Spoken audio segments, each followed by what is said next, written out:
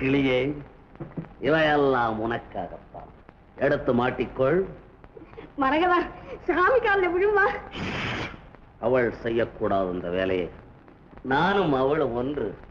மரகதம், வா, கட்டிலே உட்கார்.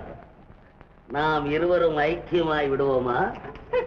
ஆண்டியும் மங்கையும் ஐக்கியமாவதா? பரமனோ ஆண்டிதான். பார்வதி ஒன்றுபடவில்லையா? பரமனா தாங்கள்? தாண்டவ பார்க்க வேண்டுமா? வா. துறவி போல் வேஷம், பக்தனை போல் பாவம், ஆசையை விட்ட ஆண்டி போல் ஜடாமுடி. உங்களுக்கே இந்த ஆசையும் பாசம் பாவம் இல்லையா? பாவமா?